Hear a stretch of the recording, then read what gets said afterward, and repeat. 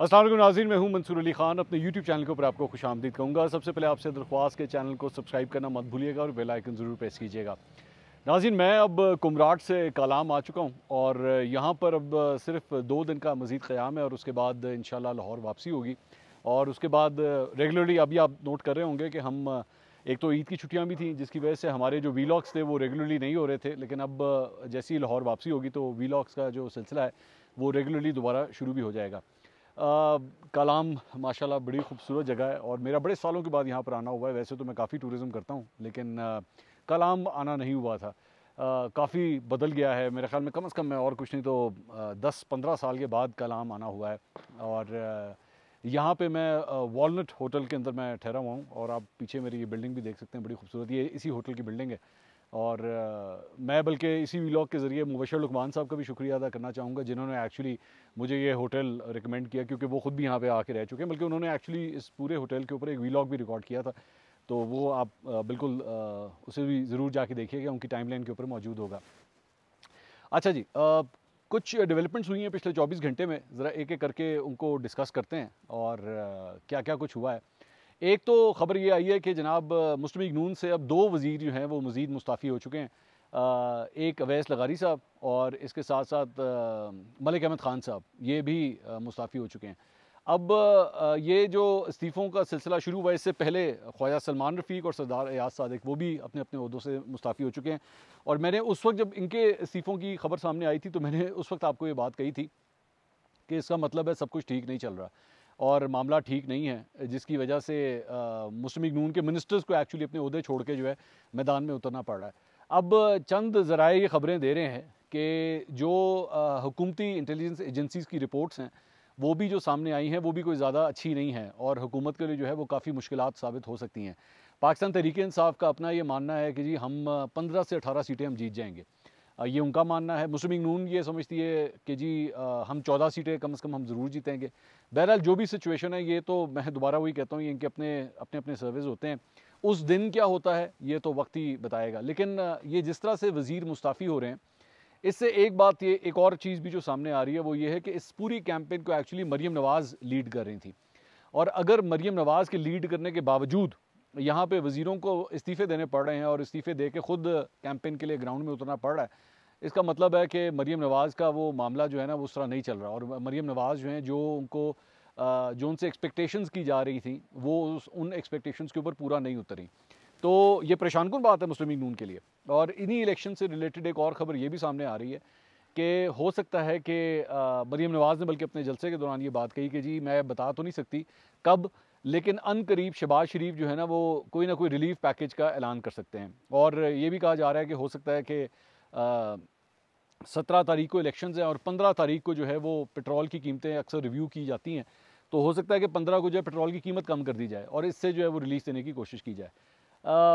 अगर तो ये किया जा रहा है, अगर तो किया जा रहा है तो इसके भी दो चार पॉइंट्स हैं। इमरान खान साहब ने जब 10-10 रुपये कम किया था ना, तो उसकी भी सियासी वजूहात थी। जब उन्होंने किया था, गलत कदम था, बेवकूफ़ी थी, जो मैं ये कहूँगा, क्योंकि उस वक्त मैंने उस वक्त भी ये सवाल उठाया था कि भाई पैसे आपके पास हैं नहीं, पैसे कहाँ, आप पेट्रोल की कीमत कहाँ से कम कर सकते हैं? IMF आपके सर के ऊपर चढ़ा हुआ है। अब यहाँ पे भी अगर तो ये यहाँ पे भी ये सवाल पैदा होता है कि मुस्लिम लीग नून के पास पैसे कहाँ से आएंगे इस चीज़ के लिए? पैसे हैं या नहीं है? मैं जानता हूँ कि आलमी मार्केट के अंदर तेल की कीमतें कम ज़रूर हुई हैं, लेकिन उसका इतनी जल्दी इम्पैक्ट आ जाएगा, ये मेरे ख्याल में एक सबसे बड़ा सवाल है। और दूसरी बात यह कि इन तमाम चीज़ों के बावजूद अगर ये पेट्रोल की कीमतें कम करने जा रहे हैं और 17 जुलाई के इलेक्शंस की वजह से कम करने जा रहे हैं, तो मेरे ख्याल में ये मुस्लिम लीग नून की एक बहुत बड़ी बेवकूफ़ी होगी, बिल्कुल उसी तरह जिस तरह इमरान खान की बेवकूफ़ी थी।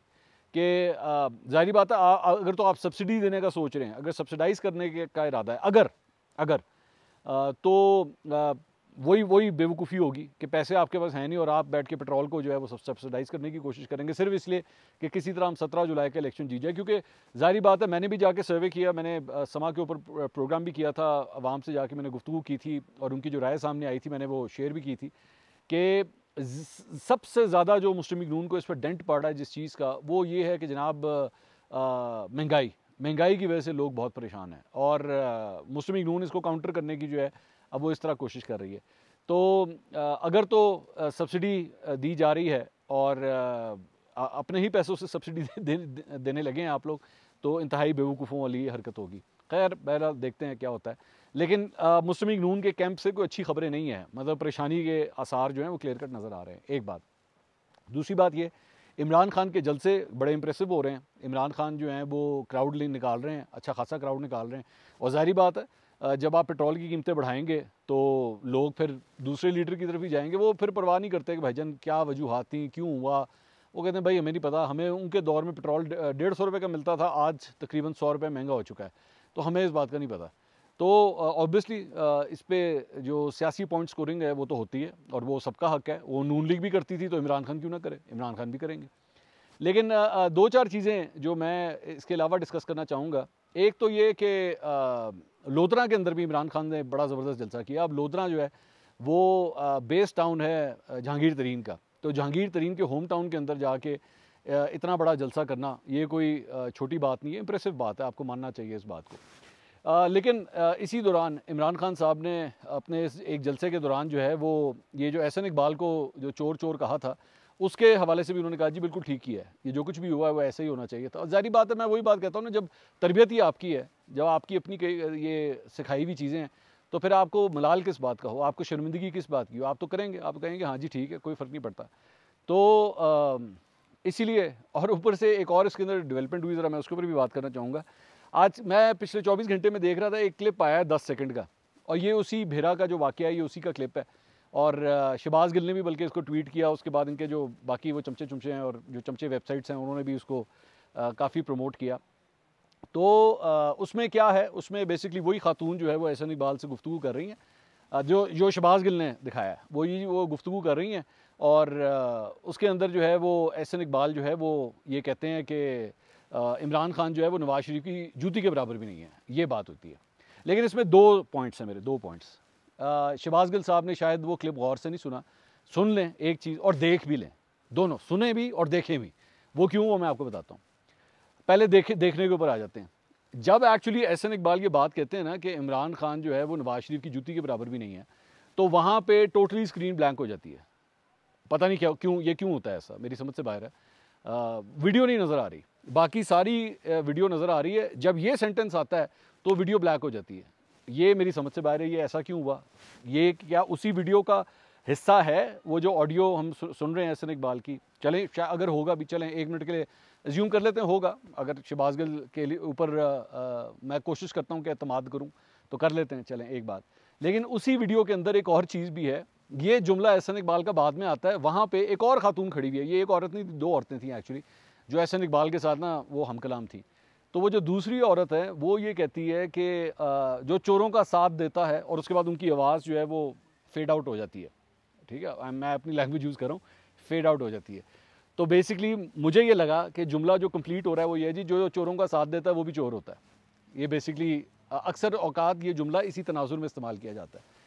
तो मेरा ख्याल में मुझे लग ये रहा है उस वीडियो से कि एक्चुअली एहसन इकबाल को भी ये बात उस वक्त ये कह दी गई कि जी उनसे जो गुफ्तगू हो रही थी, तो यही गुफ्तगू हो रही थी जी क्या एहसन इकबाल जो है वो इनका साथ दे रहे हैं कि नहीं दे रहे। तो उसके ऊपर भी जो है वो इंप्रेशन यही आया कि जनाब आप चूँकि चोरों का साथ देते हैं तो चोर आप ही। और उसके बाद में हमने देख भी लिया कि वो जितनी भी बाद में चोर चोर चोर चोर चोर के जो नारे लगे वो क्लियर कट उसमें नज़र भी आना शुरू हो गया।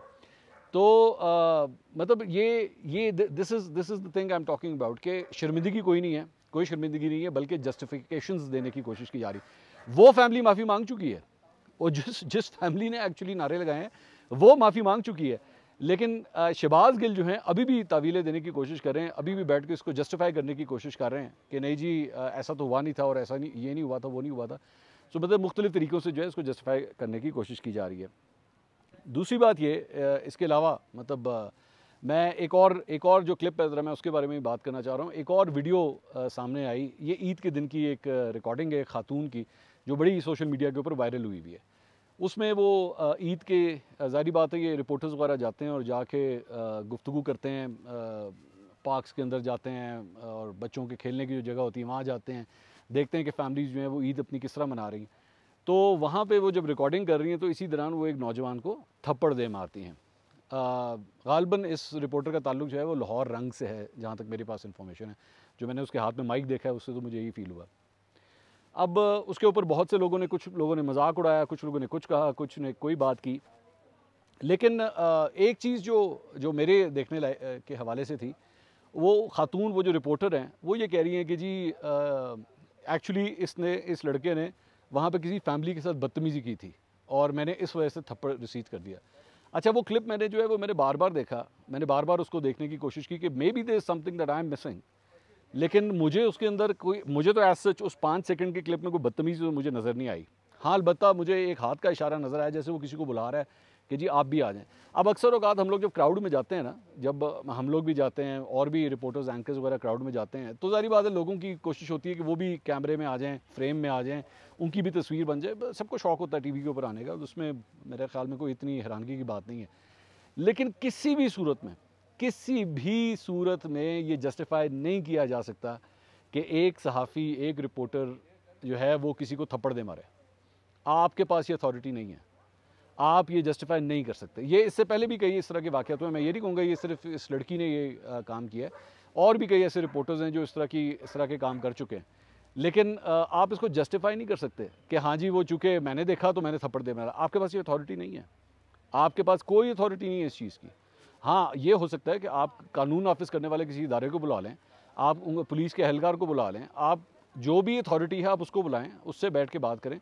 आपके पास ये अथॉरिटी नहीं है कि आप ये काम कर सकें।